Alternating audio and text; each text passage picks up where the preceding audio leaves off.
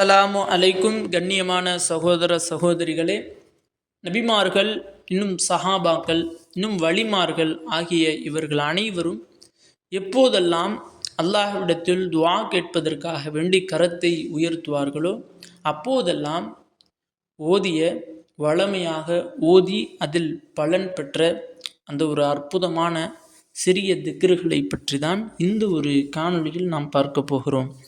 கண்ணியமானவர்களே, நாம் துஆ கேட்பதற்கு முன்பு இந்த ஒரு திக்கரை மட்டும் ஓதி அல்லாஹ்விடத்தில் நாம் துஆ கேட்டோம் என்றால் நம்மினுடைய துஆக்கள் அனைத்தையும் அல்லாஹ் உடனடியாக அங்கீகரித்து விடுவான் என்று வரலாற்று ஆசிரியர்கள் குறிப்பிடுகிறார்கள்.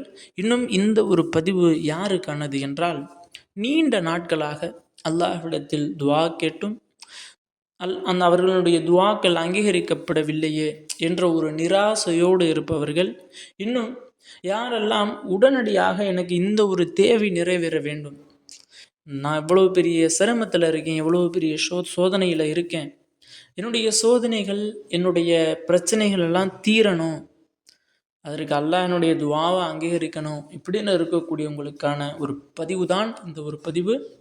இந்த ஒரு திக்கரை மட்டும் ஓதி உங்களுடைய துஆக்களை நீங்கள் ஒரு தடவை கேட்டு பாருங்கள்.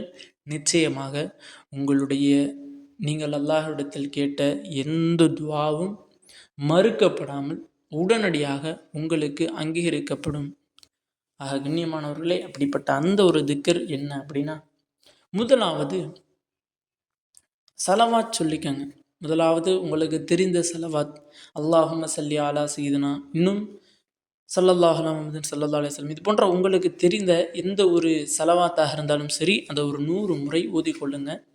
இரண்டாவது, ஹஸ்புன் அல்லாஹு வ நிஅமல் வகீல் வ நிஅமல் மௌலா வ நிஅமன் நசீர் என்ற இந்த ஒரு திக்ர 100 முறை. லா இலாஹ இல்லா அன்த சுபஹானக இன்னி குன்து மினல் ஸாலிமீன் என்ற ஒரு திக்ர 100 தடவை.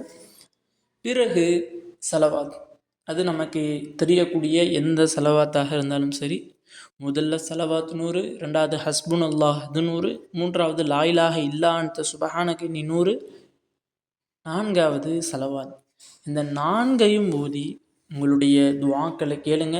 ஏனென்றால் பல சஹாபாக்கள், பல நபிமார்கள் இந்த ஒரு திக்ரை ஓதி அவர்கள் கேட்ட துஆ அவர்களுக்கு அங்கீகரிக்கப்பட்டிருக்கின்றது.